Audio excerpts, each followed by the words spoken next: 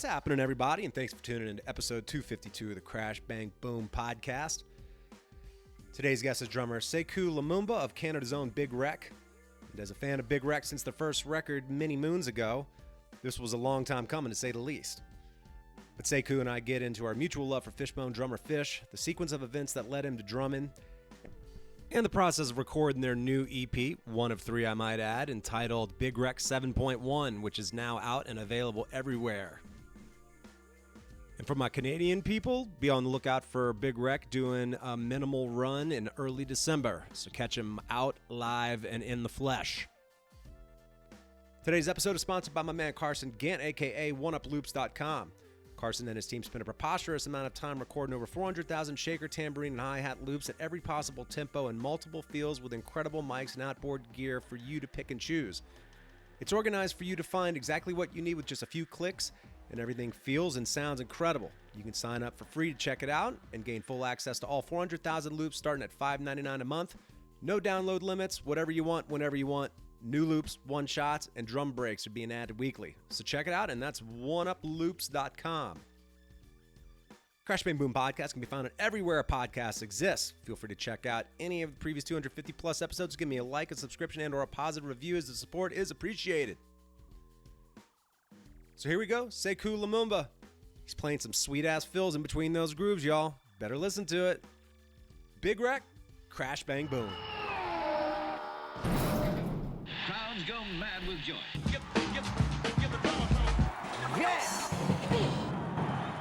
All right, I'm here with Sekou Lumumba of Big Wreck, a band that I've been digging since the first release some 24 years ago and in loving memory of. Sekou, what's happening, man? How you doing? I'm good, man. I'm just surviving out here. Yeah, you're on the eastern side of Canada, I believe. Where are you in Canada? We are in Toronto, so yeah, that's the eastern side. A lot of Torontonians think we're the center of Canada, but that's simply not true. Right. We're just the hippest part. The hippest part. I've only been to Montreal. I have not been to Toronto. No kidding. My wife and I, we missed a connecting flight in Montreal to fly to France. And then we had 24 hours in Montreal, and I hit up one of my buddies, a drummer. What's up, Jeff Romantic? And he's like, I just happened to be playing in Montreal, because he's from like the Regina area, which is more central, like you were just saying. Yep, exactly right. Cold as hell there, and he just happened to be in town, so we ended up hanging out with him and doing the whole thing. And I just talked to him like a week or two ago, and I said, man, that was so wild when I met you in Montreal and we hung out after your gig. And he was like, I don't remember that. I was like, get the fuck out of here. Like, you just happened to be in Montreal. I just happened to be in Montreal. Neither of us lived there. We hung out and he didn't remember it. So I guess it was a little less special for him.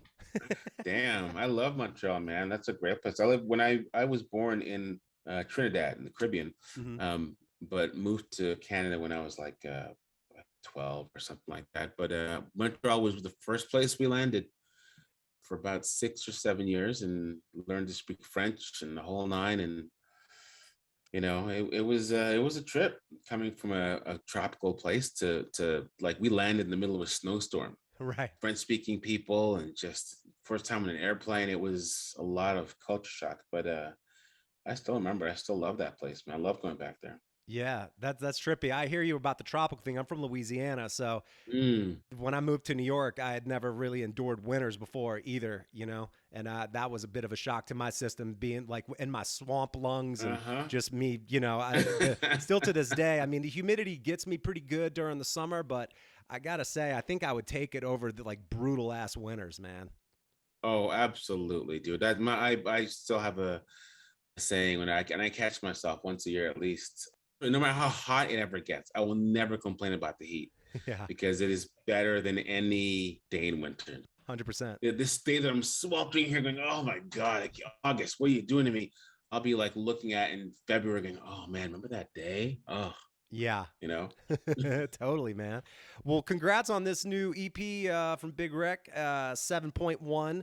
I dig your presence on it. And as always, I dig the songs. And of course, I'm just a big fan of Ian and the music and his playing and singing and everything throughout all the years. There's two of us. Yeah, right. It's cool hearing your presence on there, man. I guess to start off, when did you join the band? And I mean, how long ago did even this EP come out? It's only been out, what, a week or two?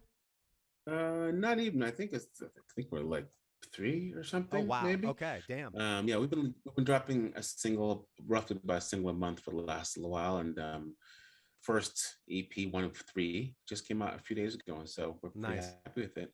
I joined in January. I just out of the blue. I mean, Ian and I know each other for God about 19 years, like Wow. a long time. And I was, the original drummer in Thornley, Ah, and then we parted ways there.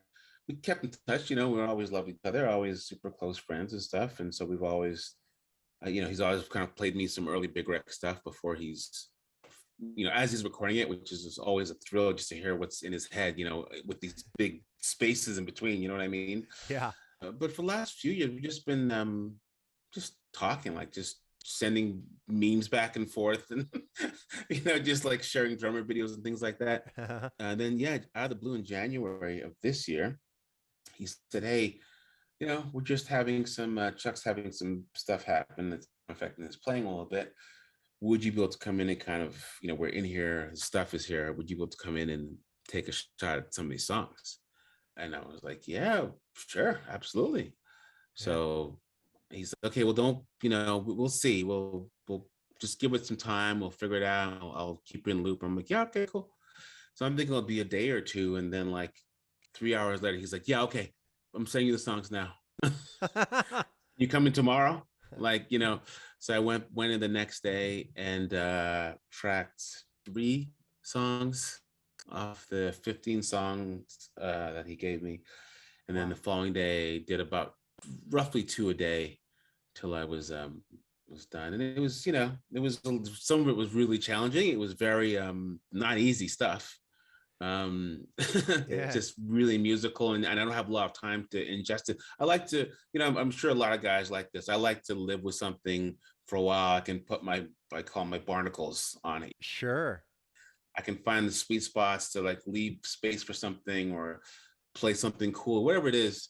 So the longer time I have to do that, the better I find for the music. So I didn't have that luxury this time, but it was pretty magical. It was really magical. And like, every other night Ian would text me, be like, "Dude, you fucking came and you stepped this up and you took it to another level." And like, oh, like, and just, just being really gushing with praise and stuff kind of made me feel like, wow, this is really special. And it's something that I feel like it's certainly the most special thing I've recorded.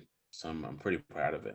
Absolutely. So that's interesting, man. I assume that you had months leading up to this with rehearsals and everything else. There was I wish. total trial by fire, just running in. And I mean, for instance, I've seen Yeah. that kit that you posted on Instagram. Super cool looking kit with the acrylic one.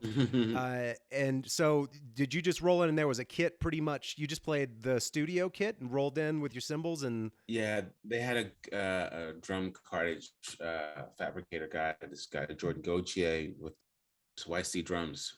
So he brought in a bevy of kits. We had some Sonar kits. I think we actually had Chuck's Sonar kit in there that he'd left. We had a couple Gretsch kits. We had like some straight up concert toms, 12, 13, 14 across the front, Nice. 16, 18 on the floor, Phil Collins Yeah. concert toms for some of these songs, and Yeah.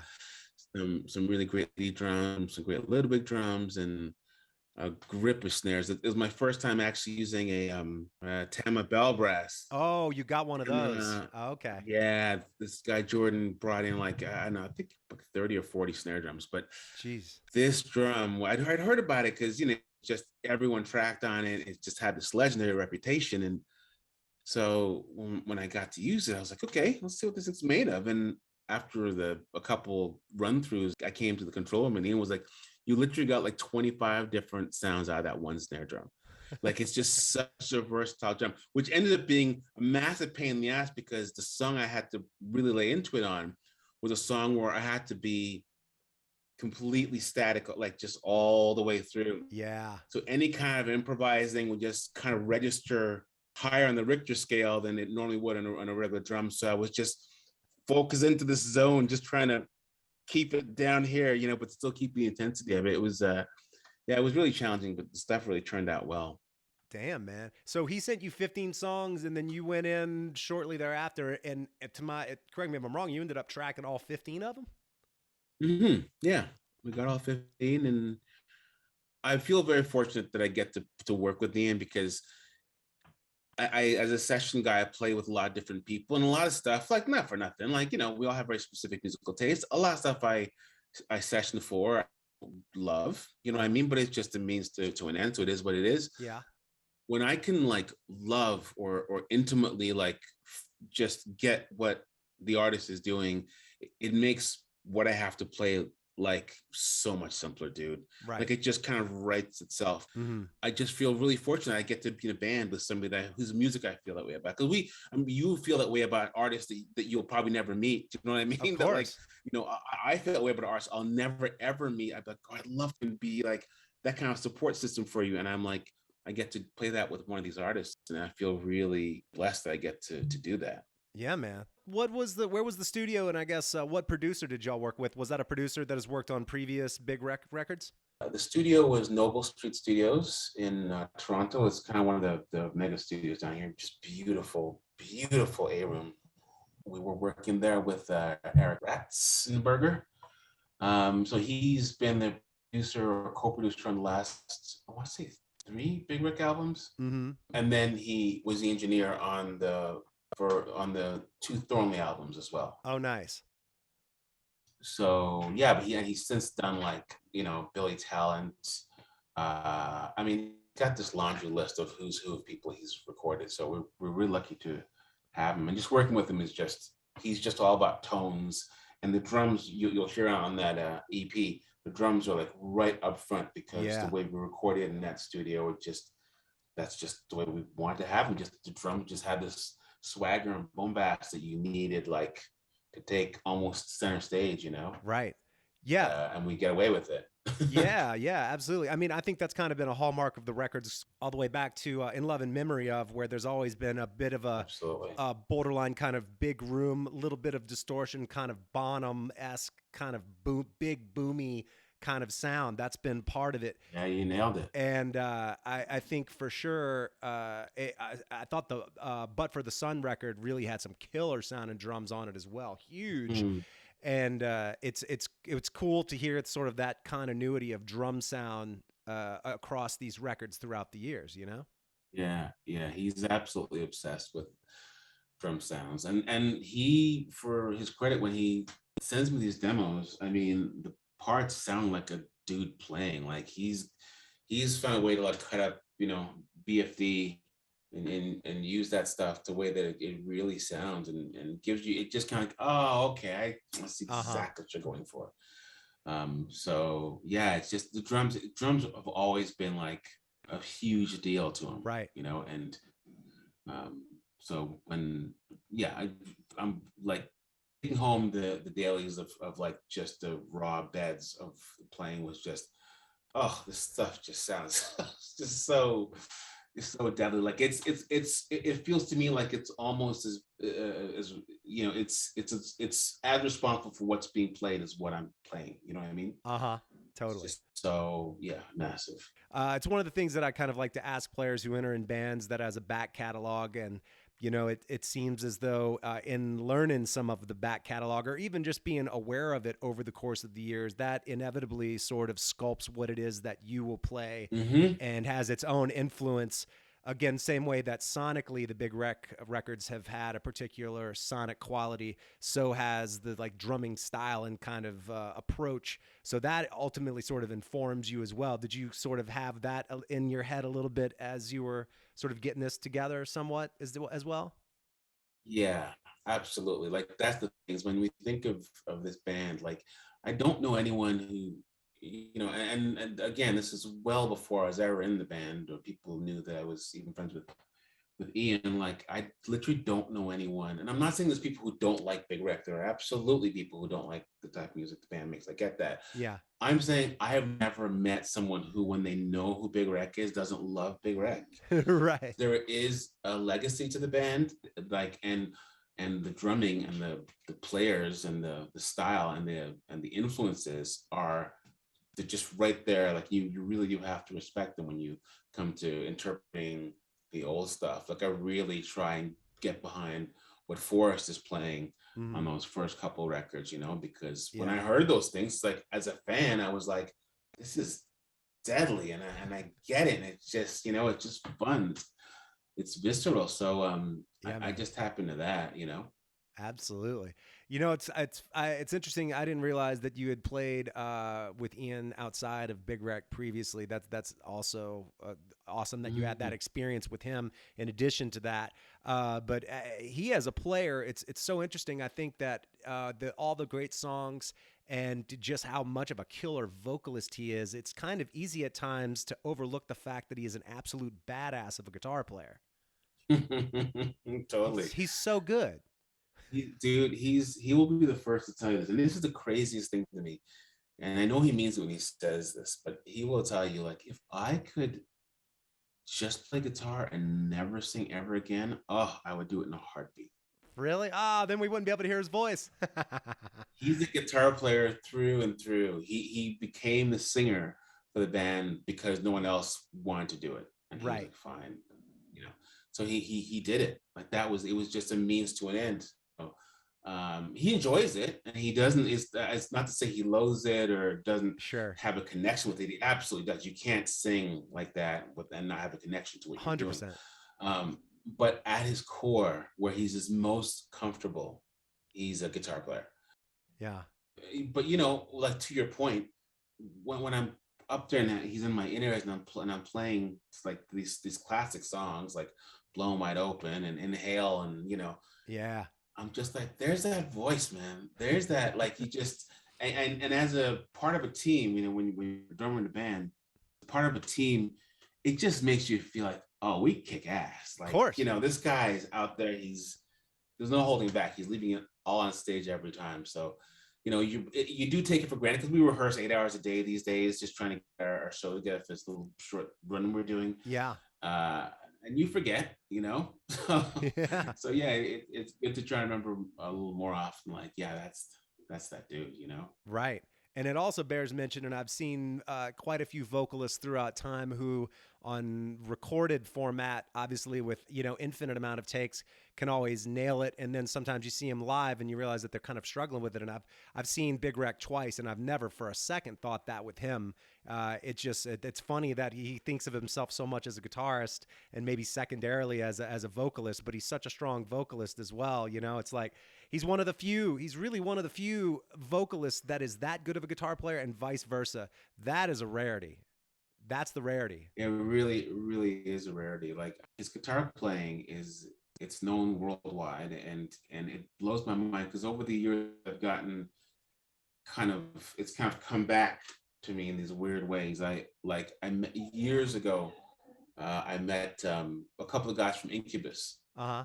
Killjoy, Mm-hmm. Ben Kenny, and Brandon. Uh-huh. And they were at this music shop down here, and I had just been in there waiting for a friend. So I see them, I'm like, oh my God. So I go, I'm like, hey, I'm not trying to take up your time. Just want to say I'm a fan and click to meet you guys and, you know, have a good time, blah, blah, blah.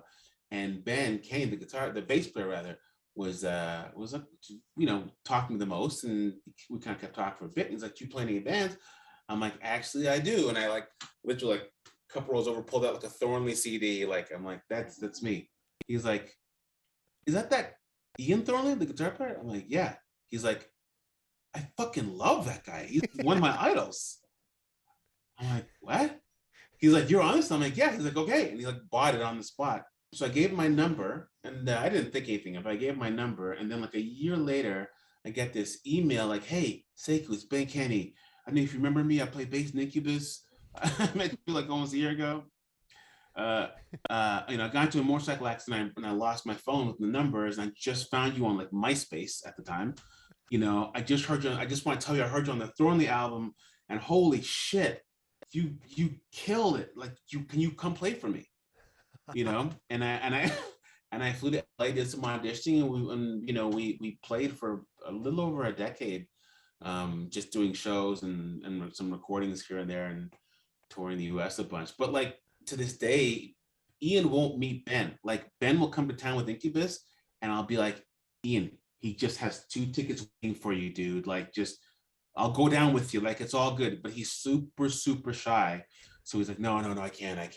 And Ben's like they're like at these amphitheaters, like waiting to give him like the red carpet treatment, like tell him what a god he is, and I want to work with you. And Ian's just like, no, I can't. You know. That's wild.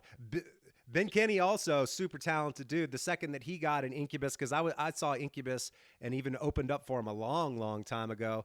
No shit. Yeah, a long time ago. But once they came out with that Crow Left of the Murder record, that I think that's like Ben's first one that he's on, and they got like a little more proggy and everything else. Like that record rips, man. It really does, man. Hell yeah, it does. That's cool that you played with him. I'm a fan of that guy. Yeah, he's a hell of a drummer too. He was it's annoying what a good drummer he is, dude. He would get all excited and be like, bro, I got something to play you. And that would always mean he sent me an MP3 file of some ridiculous shit he did that I now have to go and shed for 6 hours just to learn how to like just get into, because we have to play it at shows and stuff. Right. He's a ridiculous. I mean, he shreds a guitar too, and that's why he has an affinity for Ian. Obviously a great bass player, obviously a great singer, produces all his own stuff. And like I'd say, man, like I think he started playing drums before anything else in Philly. So he's one of those Philly guys from the aughts who came up doing the drums, keys, guitar, and trying to be excellent at everything, so. Right. I don't know if I'm assuming, I assumed that to some level Ian must have studied guitar. I don't know. Is he much of a trained guy? Yeah, well, yeah, he, I mean, I think his whole thing was as a kid, he was a prodigy. He was a piano player first.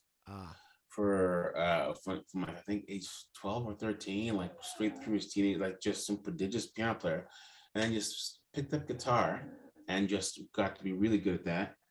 And went to Berkeley.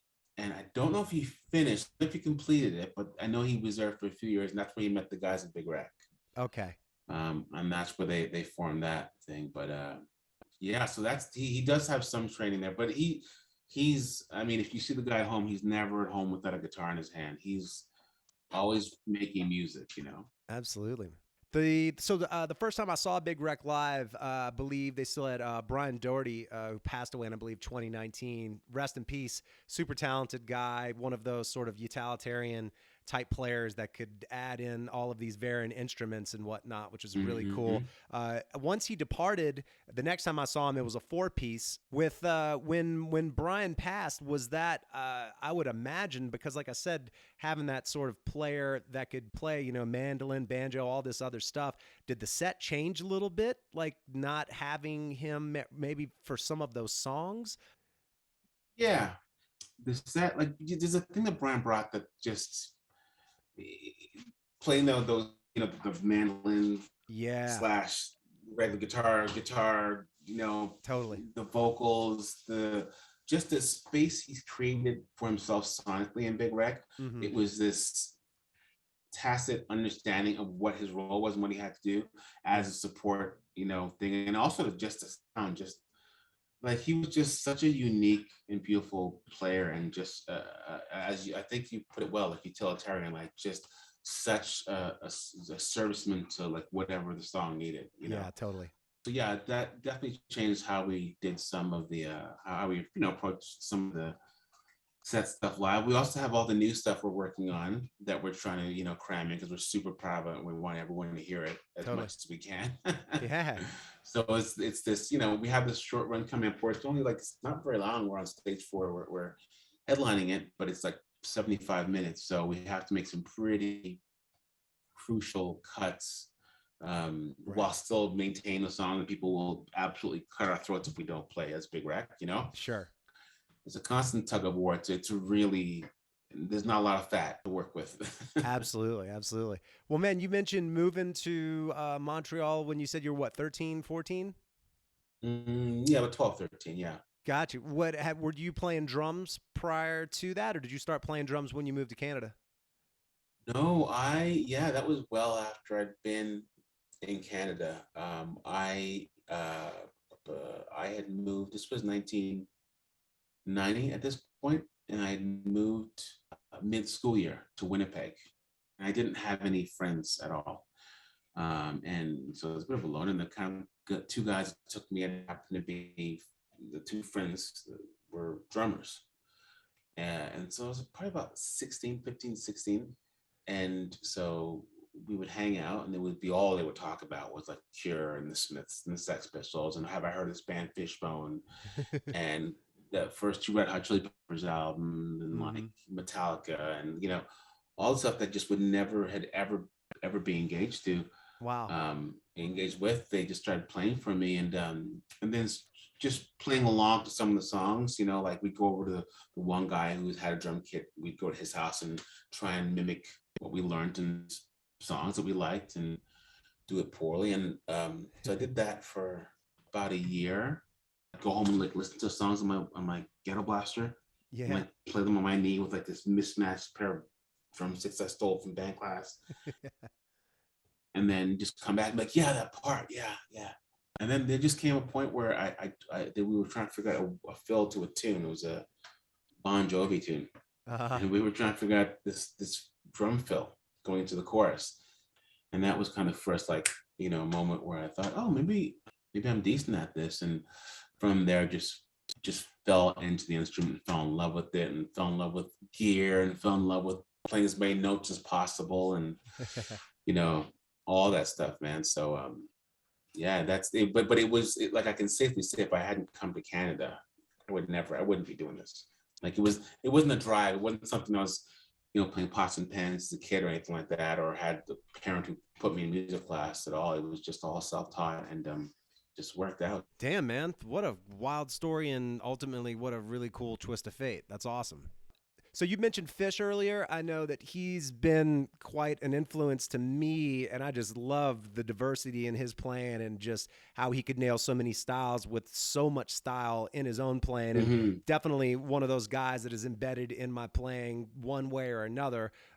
So would that be the case with you as well? Was he one of your guys coming up? Yeah, absolutely. He was like, for a long time, the guy. Like, there were guys after him. I love Matt Cameron. I don't care what anyone says. I like early Lars. Yeah. But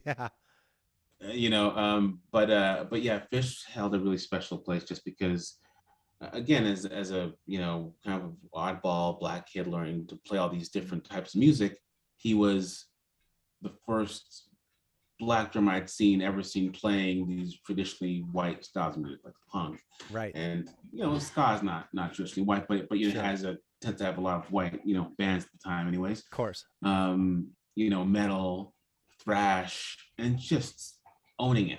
Like nobody's business, and that was really fascinating to me. It really made me want to infuse that into my playing, and just be able to switch styles like that. Like, he switches them like gears, like they don't mean anything. Doesn't even go from big band to thrash. You know what I mean? Yeah. And that's what I've always really tried to do. It doesn't, I don't play in any band that's anything like Fishbone. Yeah. So it's usually one or the other, given the gig. So but yeah, he was just always special to me. And he like I mentioned, like I've gotten to hang with them. I can call him to ask him a question. Like, sometimes I'll hear something in one of the recordings, and I'm like, hey, when you played that, what was, da, da, da, da, da. And he'll sometimes he'll answer me, sometimes he just won't answer at all, which means he's not going to tell me. Right. But yeah, like I was, my first professional drum kit that I ever bought was a DW Canary Yellow kit, a 5-piece in 8x8, 10x10, 14x14, 20x18, and then like a 14 half snare. Yeah. And I got that because when I saw him playing, they were playing with Primus, I believe, at the time. They were touring with them. And when I saw him playing that show, that's what he was playing. So I presume that's what I had to do to be him. Right. And I rocked that for years, for a long time. I probably ruined so many people's recordings, with my pew pew boo. Right. Tom config. Totally. Years later, I would, tell him about that. Tell him that's what I played, because that's just what I saw him playing. And why was he playing that? And he was like, yeah, that kid, that tour rather, I brought a full tom pack and like kit pack out. So we had, I think, all toms from 6 all the way down to a 20-inch, Wow. a 20-inch gong or something. A few snares and like 3 bass drums. Then depending on how he felt that night is what he would have his tech throw up on stage. And I must have seen a night where that was the setup. Wow. He's just a really integral part of, you know, how I approach playing, and he's still a monster. He still cuts it up and just can just put most people in the dirt when it comes to playing, you know. Absolutely. Yeah, I saw Fishbone a couple years ago with, you know, the lineup, at least more or less from like Give a Monkey a Brain, I guess. And, you know, because Chris Dow's back in the band and everything else. That's right. And Dirty Walt was back in the band and everything. And it was so great to see him. And they absolutely killed, man. It was like the most explosively nostalgic party that I had been to. It was so good, man. The whole band was just killer. Angelo sounded great. All the energy. You know, I saw them way back in the day as well. Always been a fan. So that's cool. You and I are definitely on the same page about Fish for sure, man. I love that guy's playing. So I guess it sounds like you've got a run coming up, and this is a specifically like Canadian run, correct? So yeah, so we're starting in Belleville on December 2nd, and then we're out on across Ontario till December 7th, where we end in Ottawa. Gotcha. Right on, man. Sick. Well, man, yeah, I'm psyched a bit again about you playing with the band. I really enjoyed hearing you on this EP, and looking forward to the next couple that are coming out. I didn't realize that it was one of 3, which is really cool. But again, dig the style within the band and what you're contributing to it, and definitely hoping that I can catch y'all live at some point. So I look forward to that as well, man. Great talking to you. Listen to a couple of the podcasts. You do really good work, and I'm a fan. Right on, dude. Absolutely. I'm a fan of you too. Woo-hoo! Good talking to you, bud. All right, Jody. You too. Take care.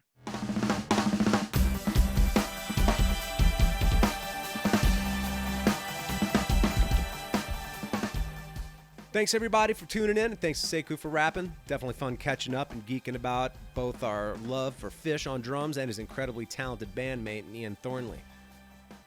Good talks indeed. We'll catch y'all on the next one. Crash, bang, boom.